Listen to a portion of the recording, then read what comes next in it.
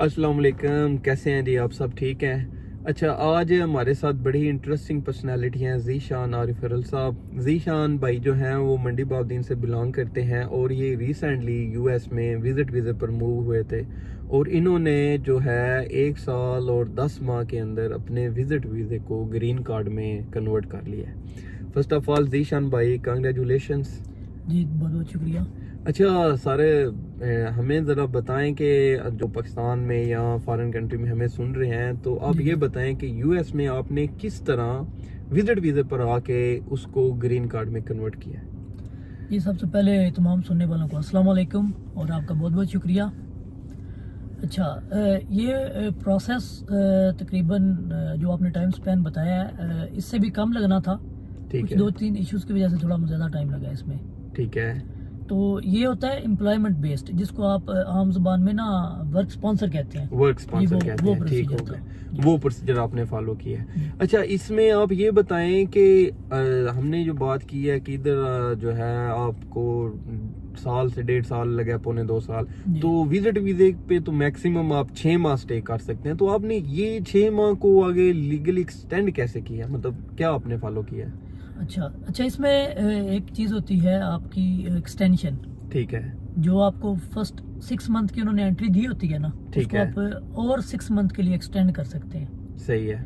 उसकी पूरी आपने इमिग्रेशन डिपार्टमेंट पे एक पिटीशन फाइल करनी होती है। उस पिटीशन की कुछ रिक्वायरमेंट्स होती हैं, कुछ आपको डॉक्यूमेंट्स वो पूरे करने होते हैं, तो वो फिर आपको यानी कि आप 6 मंथ विजिट वीजे पर आके उसको आप ये बताना चाह रहे हैं कि आपने उसको आगे एक्सटेंड करवा लिया? जी बिल्कुल। ठीक हो आपने गया, पहली जो एंट्री थी आपकी उसको एक्सटेंड करवा लिया। एंट्री को आपने एक्सटेंड करवा। जी, क्या बिल्कुल। और भी कोई तरीके हैं, मतलब एक्सटेंड करवाने के अलावा भी? वो भी जरा हमें बताएं। देखें, मकसद होता है अपना स्टेटस को जो है वो अपने लीगल तो कहते हैं स्टेटस मेंटेन करना। स्टेटस मेंटेन रखना। तो पहले जो आपकी 6 मंथ की एंट्री है, तो आप पहले 6 मंथ के लिए तो गुड है, आपका सही स्टेटस है। जो है वो ओके है। ठीक है, लीगली उसके आप बाद- रह सकते जी, हैं। लीगली आप रह सकते हैं। उसके बाद आप असाइलम अप्लाई कर सकते हैं। ओके, असाइलम अप्लाई करने से ये होगा कि आपका स्टेटस जो है वो पेंडिंग हो जाएगा। यानी रहेंगे आप लीगल, लीगली, लेकिन आपका स्टेटस अभी पेंडिंग। मतलब यही होता है कि आप इन टच हैं, ठीक कोई है, ना कोई जो है वो एक चेन कंप्लीट है, ठीक आप है, इमिग्रेशन के साथ इन टच रहे हैं। ठीक है।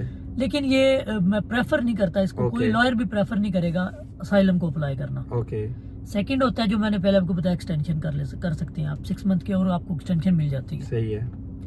थर्ड होता है F1, जिसको चेंज स्टेटस बोलते हैं। B1 B2 होता है विजिट और F1 होता है स्टूडेंट। तो आप विजिट से स्टूडेंट में चेंज स्टेटस कर सकते हैं। अच्छा, आप ये कहना चाह रहे हैं कि आप विजिट वीजे पर आके उसको या तो असाइलम अप्लाई कर सकते हैं, जी। या आप उसी पे एक्सटेंशन ले सकते हैं, जी। या आप अपने विजिट वीजे को स्टूडेंट वीजे में कन्वर्ट कर सकते हैं। जी, ये बिल्कुल। 3 हमारे पास लीगल ऑप्शन होते हैं। आप लीगली स्टे कर सकते हैं क्योंकि प्रोसेस तो लंबा है ना, जी, लंबा है, तो उसके time लिए लगेगा। हमने जो है ना वो लीगली इधर स्टे करना है। जी, ये सबसे मेन कोर चीज इसकी यही है कि आपको अपना स्टेटस जो है वो मेंटेन करना Maintain जरूरी रखना है। अच्छा जी, दूसरी बात इनसे पूछते हैं कि ये प्रोसेस जो है उसके स्टेप्स कौन कौन से हैं जो एम्प्लॉयमेंट बेस है? हमारे जो सुनने वाले दोस्त हैं उनको हम जी। ये बताते चलें कि जो भी बंदा मतलब यूएस मूव होना चाहता है, जी, फर्स्ट ऑफ ऑल इजीली तो ये है कि वो विजिट वीजे पे आ जाए। जी, ऐसे मतलब जैसे असल में मतलब ये इजी नहीं है, ये बहुत मुश्किल है। अच्छा, लेकिन मतलब हम ये कहना बड़ी चाहें, आपको पता ही है कि इसमें कोई क्राइटेरिया डिफाइन करना बड़ा टफ। मतलब यूएस में मतलब आना चाहेंगे तो ये कितना रिलायबल प्रोसेस आप समझते हैं कि मतलब फाइनेंशियली और मतलब प्रोसेस जो है उसको आप कितना वेटेज देते हैं कि कोई पर्सन जो ये प्रोसेस जो है ये 110% ऑथेंटिक है। है? ओके, अगर आपने इसकी सारी जो उसकी कंडीशंस हैं वो आपने अगर मेट कर ली है ना, तो इसमें कोई इशू नहीं है कि ये होगा नहीं, ये रास्ते में रह जाएगा, या कोई ऐसा प्रॉब्लम नहीं आपको आएगा। ठीक है। अच्छा, 100% होगा ये। ठीक हो गया क्योंकि आप हमारे सामने प्राइम एग्जांपल हैं कि आप जो है। अच्छा, इधर एक और चीज मैं अपने जो है वो सुनने वालों को बताना चाहूंगा कि ज़ीशान भाई जो हैं इन्होंने जिस कैटेगरी को फॉलो किया ना वो है जनाबे वाला EB3, जी, एम्प्लॉयमेंट बेस्ड, राइट? राइट।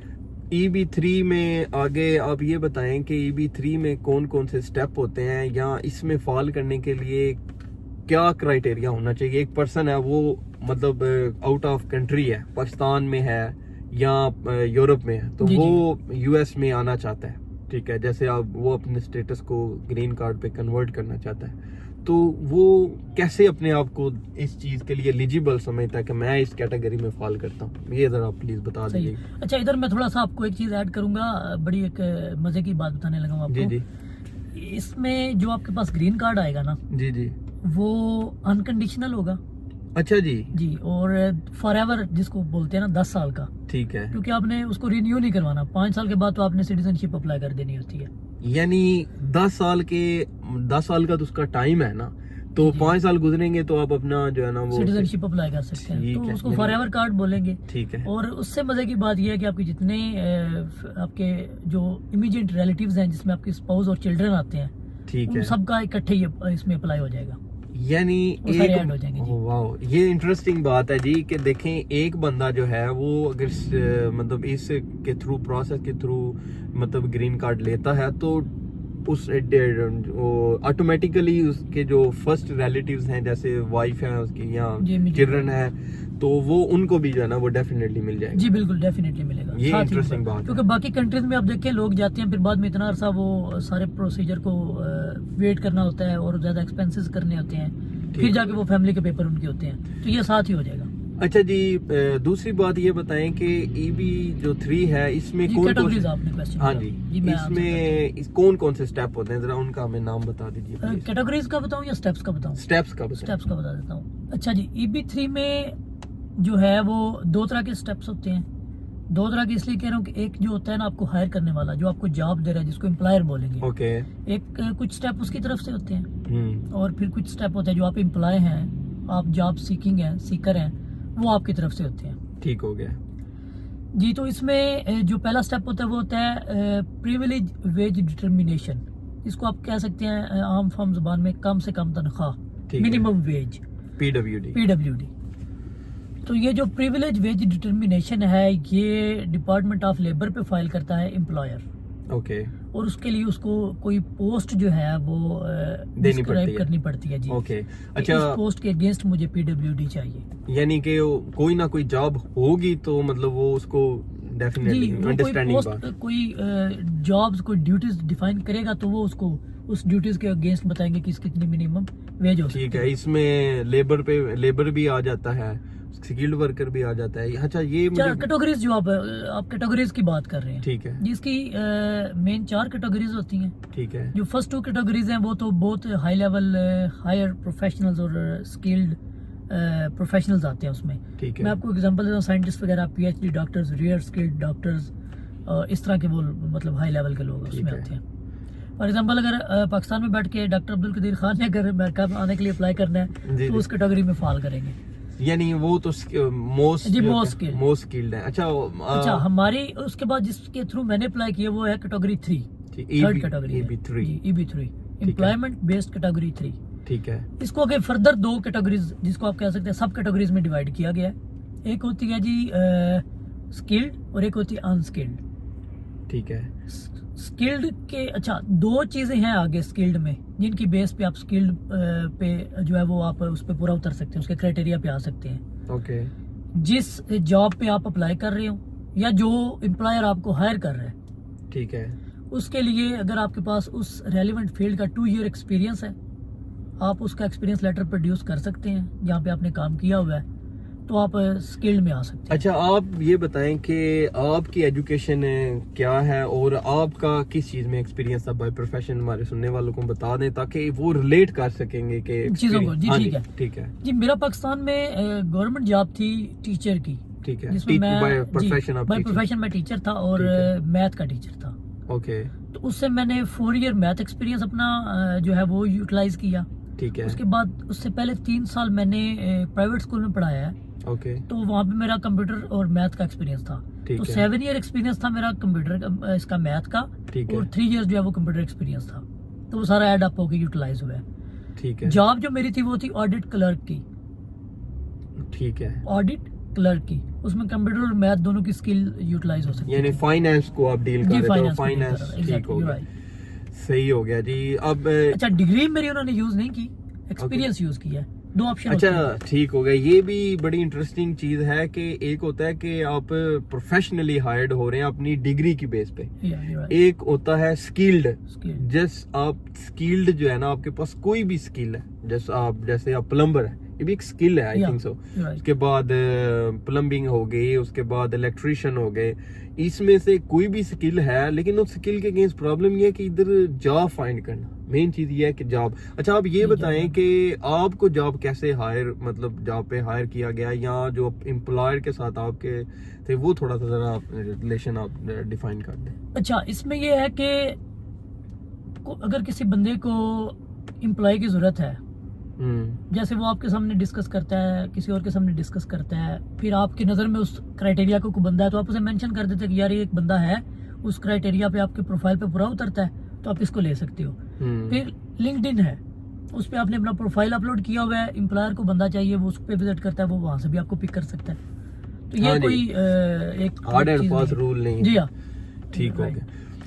अच्छा, आप जी हमें ये बताएं कि अगर हमारे जो लिसनर हैं कोई पाकिस्तान में बैठा हुआ है या यूरोप में है, तो वो मूव होना चाहता है, तो उसके लिए फर्स्ट स्टेप क्या है कि वो मतलब किस लिहाज से अपने आप को स्केल आउट करे और डिफाइन करे कि यार मैंने जो है ना वो यूएस में एज एन एम्प्लॉयर बेस मैंने मूव होना है। तो वो कौन कौन सी चीजें और कौन कौन से स्टेप्स अपने माइंड में रखे जिनको फॉलो करके इधर मूव हो सकते हैं? अच्छा जी, सबसे पहले तो वो पैसे जेन में रखे। ठीक है। तो आप जो उसने डॉलर्स पे करने हैं वो पहले सबसे पहले वो जेन में अच्छा, रखे। ये सॉरी स्किप हो गया, आप ये बताएं कि रफली आपका कितना जो है ना एक्सपेंस आ गया इस प्रोसेस में?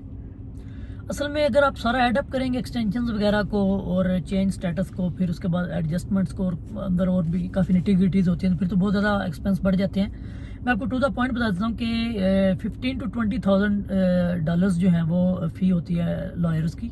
ठीक है, जो आपके अटर्नी होते हैं। जी, उसके बाद ऑलमोस्ट 10,000 जो है वो इमिग्रेशन डिपार्टमेंट की फ़ी होती है। ओके, राउंड अबाउट कह लें कि 15 से 20 और 10 30 30 to 35 के ये जो है ना दो डिपार्टमेंट के एक्सपेंस है जी। इसके बाद बात मेन चीज आ जाती है आपकी जॉब, जो आपको बंदा जॉब दे रहा है वो। ठीक है। तो उसके साथ आपकी जो भी जिस तरह की डील हो जाती है, कोई आपका वर्क की टर्म्स आप डिफाइन कर लेते हैं, कोई आपने कुछ जो टाइम स्लॉट उसके पास काम करना है, कोई स्पेसिफिक वेज पे वो हो सकता है, या असल में इसमें एक चीज ये है कि एलिजिबिलिटी क्राइटेरिया एम्प्लॉयर का सही है। तो बहुत एम्प्लॉयर होते हैं जो एलिजिबिलिटी क्राइटेरिया को मेट नहीं कर रहे होते, तो वो जो उनके दरमियान में गैप आ रहा होता है, तो अगर आप खुद से वो गैप कवर अप करते हैं पेमेंट करके, वो एक अलग है कि उसके लिए आपको कितनी यानी कि ये चीज थोड़ी सी पर्सनल है, प्राइवेट है। ये आपके और एम्प्लॉयर की इंफॉर्मेशन है, ये उस पर डिपेंड करता है। अच्छा, ये थोड़ा इंटरेस्टिंग है कि इन एक एम्प्लॉयर जो है उसको आपने फाइंड आउट करना है, उसके साथ अपनी पर्सनल, आपकी भी आई थिंक सो अपने एम्प्लॉयर के साथ पर्सनल जो है ना वो थी, कोलैबोरेशन थी, लेकिन उससे हटके जो एक्सपेंस है वो तकरीबन 30 से 35 हजार। जी बिल्कुल ठीक है, $35,000 रफली आ जाता है आपका, अगर आपकी एम्प्लॉयर के साथ कंडीशंस जो है ना वो ठीक हो तो। सही बात, सही हो गया। अच्छा, इसमें रफली आपको टाइम जो लगा है वो कितना लगा है पूरे प्रोसेस में, मतलब अगर एक बंदा माइंड में रखे कि यार 1 year 2 year? जी तकरीबन मार्च में प्रोसेस शुरू हुआ था, मार्च 2022 में। मार्च 2022 में। ठीक है। उसके बाद मेरे एम्प्लॉयर जो हैं वो उम्रे पे चले गए थे। ओके। तो 2 मंथ का वहाँ पे गैप आ गया था। ठीक है। प्रोसेस के अंदर, क्योंकि उनको कुछ ऑनलाइन डिपार्टमेंट ऑफ लेबर की साइट पे कुछ अकाउंट बनाने थे, तो वो उसकी वजह से डिले आ गया था। उसके बाद फिर एंड पे जाके जब लेबर सर्टिफिकेट अप्रूवल आया था, तो उसके बाद फौरन हम I-140 फाइल कर सकते थे, जो कि उनके कोई था इशू उनके अकाउंटेंट के साथ, तो उसमें भी कुछ 4 मंथ का डिले आया। ओके। तो अगर आप ये 6 मंथ का डिले निकाल दें, तो मार्च में, अगर आपको मैं exact green card approval date बताऊं तो वो मार्च में अप्रूव हुआ है, तो मार्च में फाइल हुआ है पहला 2022 में जी, और मार्च 2024 में आपका ग्रीन कार्ड मेरे पास था।